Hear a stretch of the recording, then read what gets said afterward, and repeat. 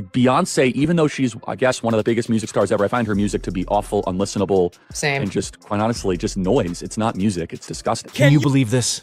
Charlie Kirk straight up dragged Beyonce, one of the biggest icons alive, calling her music not just not his taste, but trash, unlistenable noise and disgusting.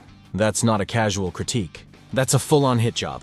He didn't simply say he didn't vibe with her, he went all the way in. And when he aimed his shots at Queen Bey, many people saw it as more than his usual culture war noise. To them, it was yet another example of how his fire so often seems to target women, people of color, and anyone bold enough to step outside the margins.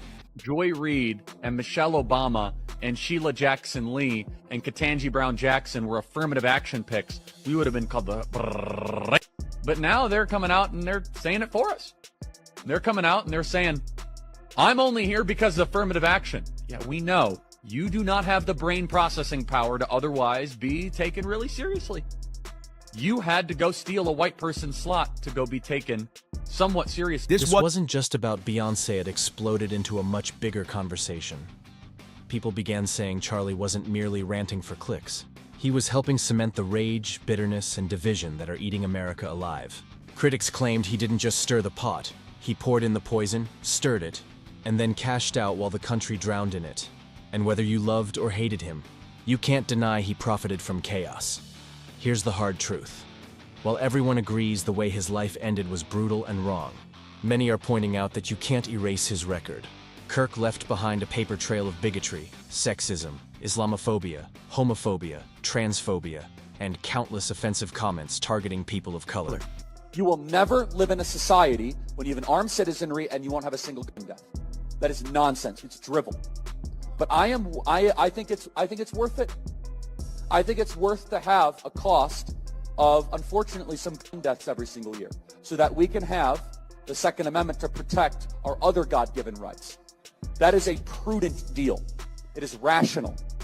Nobody talks like this. They live in a complete alternate universe. The story is still making headlines everywhere. Charlie Kirk, one of America's most prominent conservative activists and a close ally of Donald Trump, was struck down in the most shocking way imaginable. It happened at Utah Valley University during an outdoor event attended by thousands. According to witnesses, Kirk suddenly clutched his neck as blood began to pour, then collapsed from his chair while horrified attendees screamed and scattered. The scene descended into chaos, with people running for their lives, while others stood frozen in disbelief at what they had just witnessed. We know. It's very obvious to us that you were not smart enough to be able to get it on your own. I couldn't make it on my own, so I needed to take opportunities from someone more deserving. You know, this is how arrogant Joy Reid and Ketanji Brown Jackson and Michelle Obama and Sheila Jackson Lee are. They're so narcissistic, they think this is persuasive. They think we're like, oh, of course. That's why we need affirmative action, because you have impressed us with your brilliance. Of course. Oh no, imagine the world without Joy Reid. Imagine the world without Sheila Jackson Lee or Michelle Obama or Ketanji Brown Jackson. They think this is persuasive. They think as they kind of now reveal that I'm only here because of anti-white, anti-Asian forced discrimination policies. That turned me into a bitter, resentful activist that hates white people, honestly, through... The details are chilling. Kirk was addressing a crowd of about 3,000 at what was meant to be the first stop of a 15-city nationwide tour organized by Turning Point USA, the very group he co-founded. While he was taking questions from the audience, everything changed in a split second. Kirk lurched forward, clutching his throat, and within moments blood was gushing as he toppled to the ground. Emergency crews rushed him to a nearby hospital, but reports confirm he didn't make it. What's even more unsettling is how it happened. Authorities say the shot came from the Lucy Center about 20 minutes into his speech. Drone footage later revealed police tape surrounding a rooftop section of the building. And here's the kicker. The distance from that roof to Kirk's chair was roughly 140 yards, easily within the kill range of a trained marksman. This wasn't random. It looked clean, calculated, and terrifyingly professional. The motive remains a mystery, but the reactions have been explosive. No, I mean, like, you want to go thought crime? Like, I'm sorry, if I see a black pilot, I'm going to be like, boy, I hope he's qualified. Well, that's the you game wouldn't have theory done I was that. talking You about. wouldn't have. You No, wouldn't and have done that before. That's not an immediate. No, you wouldn't that's have done not that who I before. am. That's No. not what I believe. It is the reality the left has but created. I'm Donald Trump was the first to break the news on social media, praising the 31-year-old Charlie Kirk as great and even legendary. Hours later, Trump doubled down with a video statement from the White House, calling Kirk nothing less than a martyr for truth and freedom. As expected, he wasted no time blaming what he described as the radical left's toxic rhetoric for fueling the attack. Utah Governor Spencer Cox also weighed in, describing the event as nothing short of a political assassination. He voiced deep concern about how fractured America's political climate has become, warning that the nation's discourse has reached a terrifying boiling point. But while powerful leaders mourned Kirk and painted him as a fallen hero, the internet was far from unanimous. Many people online said flat out that he didn't deserve sympathy, arguing that he was a cruel man who built his brand by disrespecting marginalized groups. And the receipts are everywhere.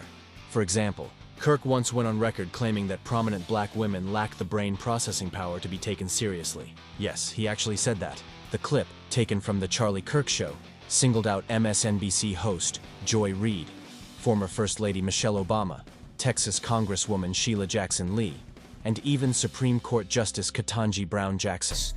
Therefore, when it comes to pilots or surgeons, if I see somebody who is black, as I said on the show, I'm going to hope that that person is qualified. That's what I said, which of course is legitimate, because they're begging the question, we're not hiring based on merit anymore. We're hiring based on race. Charlie Kirk didn't just mention these women, he named them one by one. 4 of the most prominent black women in America. And then he dropped words that left jaws on the floor.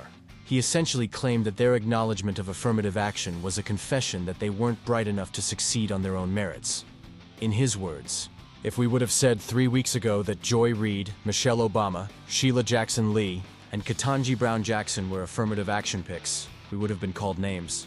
But now they're coming out and saying it for us. They're admitting, I'm only here because of affirmative action, and he didn't stop there. Kirk played a clip of Congresswoman Sheila Jackson Lee discussing how affirmative action helped her gain admission to certain institutions, and used it to attack her intellect. He mocked her, saying, "We know, it's obvious. You are not smart enough to get in on your own. I couldn't make it on my own, so I had to take opportunities from someone more deserving."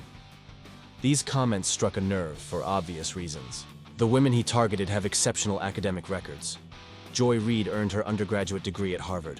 Michelle Obama attended Princeton and graduated from Harvard Law. Sheila Jackson Lee started at NYU, transferred to Yale, and completed her law degree at the University of Virginia. Justice Ketanji Brown Jackson earned both her undergraduate and law degrees from Harvard. So when Kirk said that women like them lacked the brainpower to be taken seriously, critics immediately called it out as beyond offensive, especially considering that Kirk himself attended Harper College for just 1 semester before dropping out. The contrast couldn't be more glaring.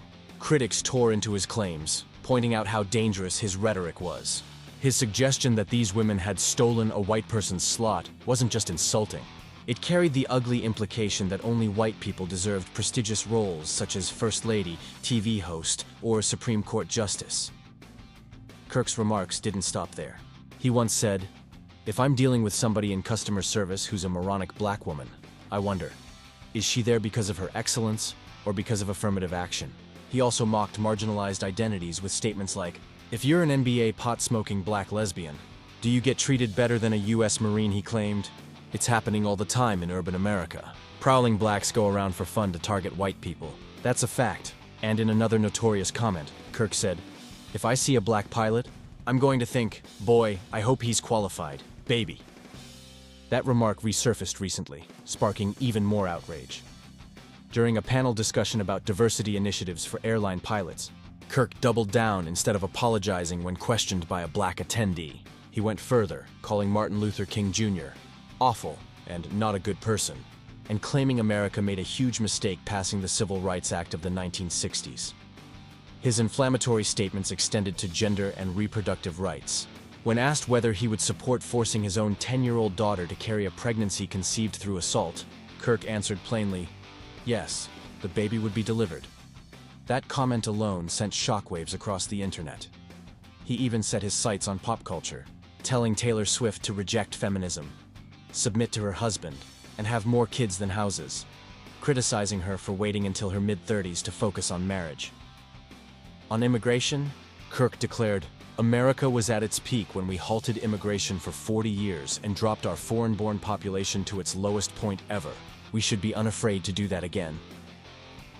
He accused Democrats of wanting America to collapse and celebrated when the country became less white. He openly promoted the Great Replacement conspiracy theory, insisting it was happening daily at the southern border. His attacks on Islam were equally incendiary. On his show, he warned that large, dedicated Islamic areas are a threat to America, claiming Islam was not compatible with Western civilization, and calling it the sword the left is using to slit the throat of America. Critics argue these weren't isolated outbursts, but part of a consistent pattern, framing raw bigotry as intellectual debate. That strategy earned him both a massive platform and constant backlash. Supporters, however, highlight a different side. Comedian Terrence K. Williams defended Kirk on social media, rejecting accusations of racism and recalling how Kirk personally paid for hundreds of black students to visit the White House in 2019, covering flights, hotels, and expenses so no one missed out. Williams said Kirk also helped him secure his own White House invitation and called him a friend he would miss so much. This divide captures the paradox of Charlie Kirk's legacy. On one side is a record of rhetoric drenched in sexism, racism, and hostility toward marginalized groups. On the other are defenders who see him as a bold truth-teller, unafraid to defy political correctness. So how will history remember him? A fearless voice refusing to bow to pop culture idols, or a provocateur disguising bigotry as free speech? That debate is lighting up timelines everywhere. Where do you stand? Are you with Kirk's defenders or with those who see his commentary, like his swipe at Beyonce, as proof of a toxic legacy? Share your thoughts in the comments, and don't forget to like and subscribe. This conversation is far from over.